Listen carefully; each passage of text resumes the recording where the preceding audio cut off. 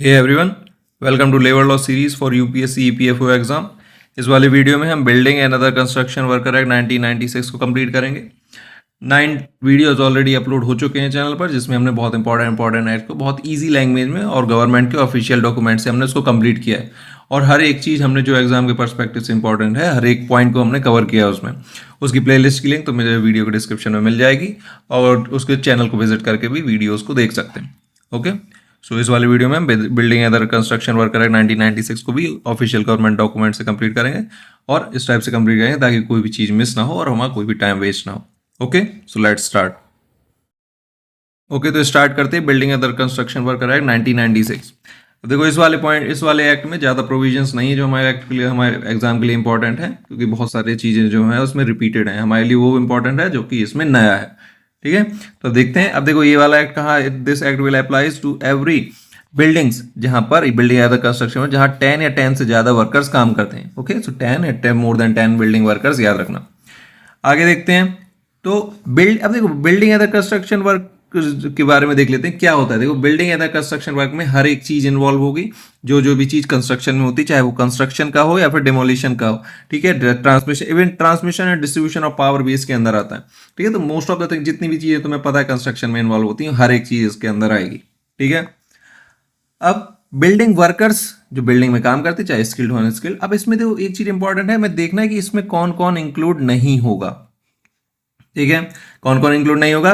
जो मैनेजरियल या फिर एडमिनिस्ट्रेटिव कैपेसिटी में काम करते हैं, या फिर जो 1600 रुपीज पर मैन समय पर एक्सरसाइज से ज्यादा कमाते हैं, वो इसमें इंक्लूड नहीं होंगे।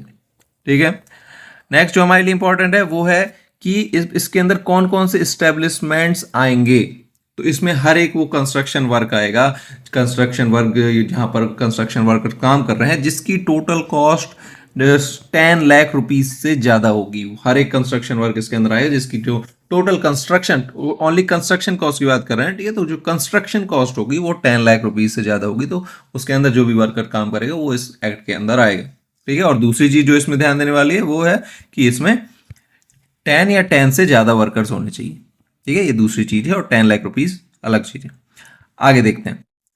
अब आता है हमारा चैप्टर 2। इसमें ये वाला सेक्शन इंपॉर्टेंट है, सेंट्रल एडवाइजरी कमेटी, ये इंपॉर्टेंट है। देखो सेंट्रल एडवाइजरी कमेटी है तो कौन अपॉइंट करेगा? सेंट्रल गवर्नमेंट अपॉइंट करेगी।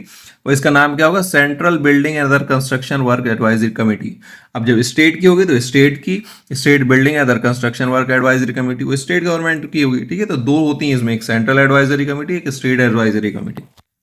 सेंट्रल एडवाइजरी कमेटी में कौन कौन आएगा, कौन कौन मेंबर होगा इसका? अब देखो इसका काम क्या होता है? टू एडवाइज सेंट्रल गवर्नमेंट की इस एडमिनिस्ट्रेशन, बिल्डिंग का वर्कर के एडमिनिस्ट्रेशन के लिए, इस एक्ट के एडमिनिस्ट्रेशन के लिए एडवाइज करने का काम करती है सेंट्रल एडवाइजरी कमेटी।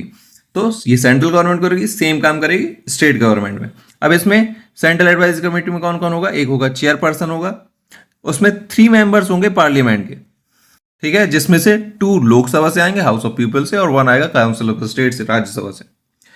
और एक मेंबर होगा इसमें डायरेक्टर जनरल। अब देखो ये चीज याद रखना, डायरेक्टर जनरल जो है वो सेंट्रल एडवाइजर कमेटी में आता है, और जो चीफ इंस्पेक्टर है वो स्टेट एडवाइजरी कमेटी में आएगा। तो चेयरपर्सन, 3 मेंबर ऑफ पार्लियामेंट, इसमें 2 लोकसभा से, 1 राज्यसभा से, और डायरेक्टर जनरल होगा इसमें। और इसमें होगा not less than 9 but not exceeding 13 members होंगे, जो कि अलग अलग ब्रांच, अलग अलग फील्ड से आएंगे। अब एक चीज बस इसमें ध्यान देने वाली है कि जो बिल्डिंग वर्कर्स होंगे और जो एम्प्लॉयर होंगे, दोनों के नंबर होंगे ऑलमोस्ट इक्वल होने चाहिए। मतलब बिल्डिंग वर्कर के नंबर एम्प्लॉयर से कम नहीं होने चाहिए, ज्यादा हो सकते हैं। सेम स्टेट एडवाइजरी कमेटी में आएंगे, सेम चीज, उसका नाम ही रहेगा, उसका काम भी वही सेम रहेगा। अब इसमें मेंबर में एक चेयरपर्सन रहेगा, इसमें एक चीफ इंस्पेक्टर रहेगा, और इसमें एक मेंबर एक्स्ट्रा रहेगा जो कि सेंट्रल गवर्नमेंट नॉमिनेट करेगी। और इसमें 2 मेंबर्स रहेंगे स्टेट लेजिस्लेचर के, लेजिस्लेटिव काउंसिल का कोई काम नहीं है इसमें, और इसकी लिमिट है 7-11। अब वही चीज कि जो बिल्डिंग वर्कर है और जो वर्कर और एम्प्लॉयर है उसके नंबर कम नहीं होने चाहिए। स्टेट अमेंडमेंट्स हमारे लिए इंपॉर्टेंट नहीं है। एक expert committee appropriate government appoint करेगी एडवाइज करने के लिए इसी एक्ट के अंदर। ठीक है, तो एप्रोप्रिएट गवर्नमेंट वाला मतलब दोनों, सेंट्रल के लिए अलग होगी, स्टेट के लिए अलग होगी। अब यहां से आते हैं रजिस्ट्रेशन ऑफ द एस्टेब्लिशमेंट। अब देखो एक रजिस्टरिंग ऑफिसर होगा। रजिस्टरिंग ऑफिसर का काम क्या होता है? रजिस्टर करना, उसको रजिस्ट्रेशन को कैंसिल भी करना, ये सब काम रहते हैं उसके, किसके? रजिस्ट्रेशन ऑफिसर के।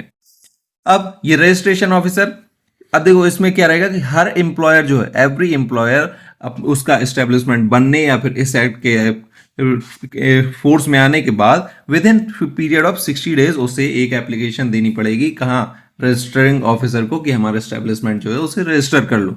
जब तक वो एस्टेब्लिशमेंट रजिस्टर नहीं होगा तब तक वो किसी भी बिल्डिंग वर्कर को एम्प्लॉय नहीं कर, कंस्ट्रक्शन वर्कर को एम्प्लॉय नहीं कर सकता, या फिर इस एक्ट के अंदर जो बेनिफिट वगैरह हैं जो वर्कर्स को मिलते हैं वो उन्हें नहीं मिल पाएंगे। आगे देखो, जो रजिस्टरिंग ऑफिसर है विद इन 30 डेज, अब देखो जो एम्प्लॉयर है अगर कोई चेंज करेगा अपनी ओनरशिप या मैनेजमेंट में तो उसे with in 30 days registering officer को ये चीज नोटिफाई करनी पड़ेगी। तो दो चीज यहाँ पे देखने वाली, एक तो विद इन 60 डेज उसे अप्लाई करना पड़ेगा रजिस्टरिंग ऑफिसर के पास, और कोई चेंज करता है तो उसे विद इन 30 डेज उसे बताना पड़ेगा रजिस्टरिंग ऑफिसर को। इसका रजिस्ट्रेशन हटा कौन सकता है, रजिस्टरिंग ऑफिसर हटा सकता है फॉर मिसरिप्रेजेंटेशन और suspension of any material fact, या फिर इस एक्ट का किसी प्रोविजन को वायलेट करेगा।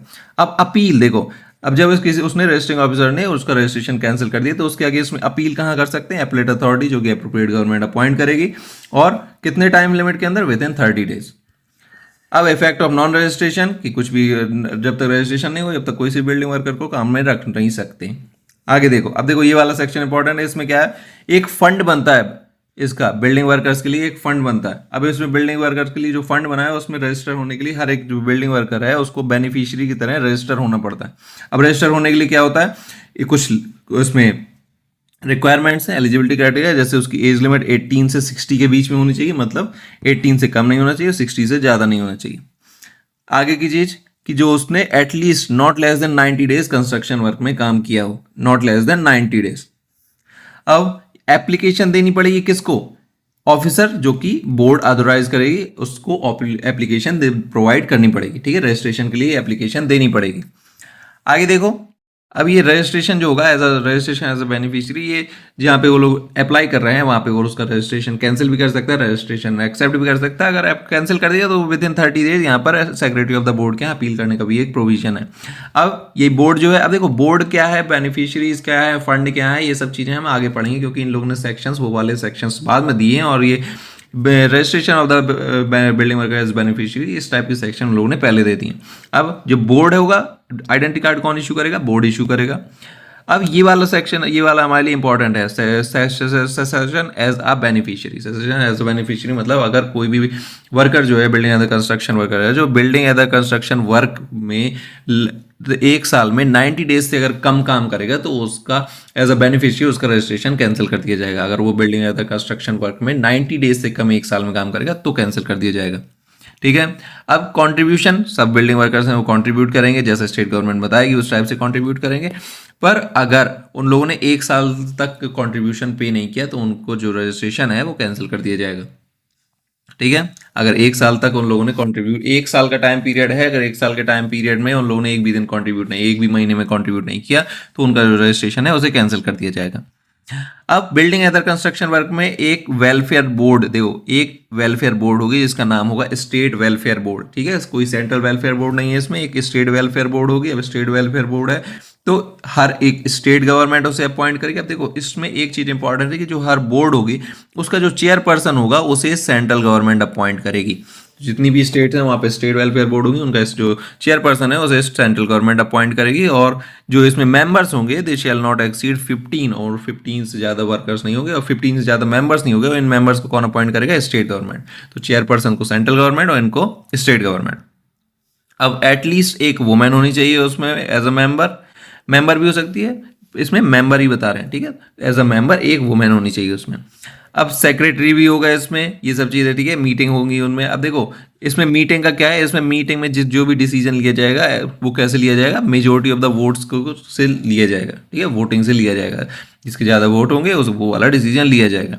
अब हमारे लिए इंपॉर्टेंट ये वाला है function of the board. Board के फंक्शन क्या क्या होते हैं, तो जो बोर्ड है वो क्या करती है, इमीडिएट असिस्टेंस प्रोवाइड करेगी to the beneficiary in case of accident, pension भी प्रोवाइड करेगी जिसने 60 ईयर्स की एज कंप्लीट कर ली है, सैंक्शन लोन्स एंड एडवांसेस भी सैंक्शन करेगी, फाइनेंशियल असिस्टेंस भी प्रोवाइड करेगी for the education of children, कोई भी बीमारी हुई उसके ट्रीटमेंट के लिए, मैटरनिटी बेनिफिट के लिए पेमेंट करना, ये सब चीज़ें कौन करेगी, बोर्ड करेगी। ये these are the functions of the board, ठीक है। कौन सी बोर्ड, यही स्टेट वेलफेयर बोर्ड, ये इसी के फंक्शंस है।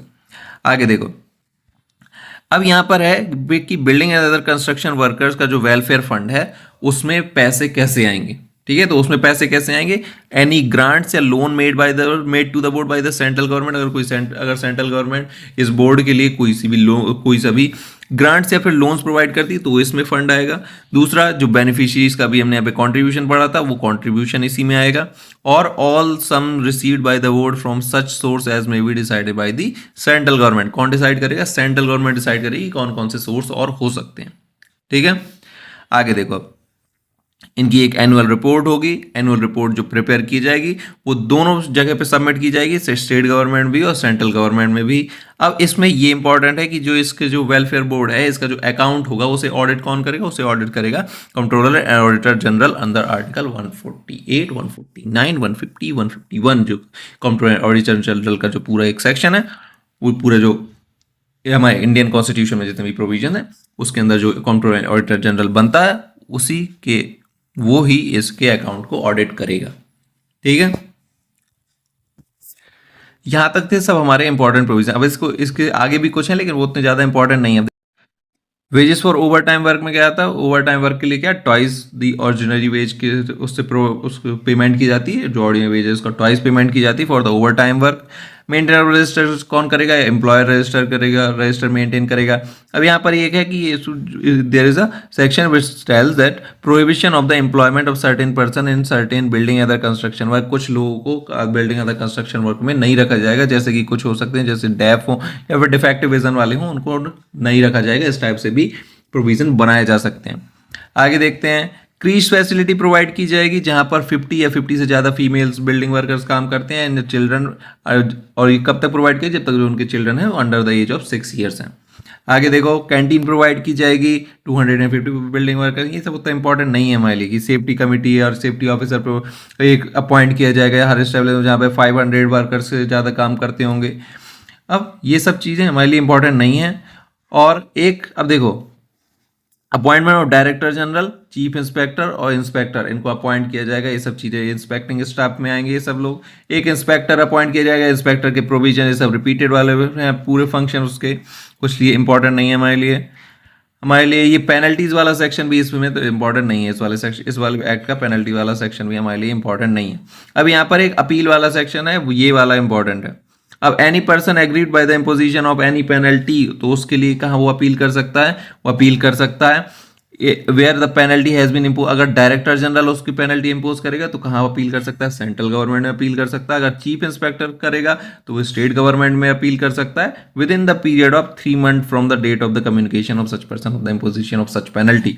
अगर उसके ऊपर कोई पेनल्टी लगाई जा रही है उसको विद इन 3 months, अगर वो पेनल्टी डायरेक्टर जनरल ने लगाई है तो वो सेंट्रल गवर्नमेंट के अपील कर सकता है। अगर चीफ इंस्पेक्टर ने लगाई है तो स्टेट गवर्नमेंट के यहाँ अपील कर सकता है। ठीक है, यही बस इंपॉर्टेंट है हमारे लिए। आगे की चीज़ें जो है ये सब कुछ इंपॉर्टेंट नहीं है हमारे लिए।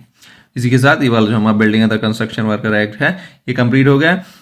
तो इस वाले एक्ट में इतना ही था, इंपॉर्टेंट प्रोविजन जितने भी थे हमने सब डिस्कस कर लिए। Okay, thank you.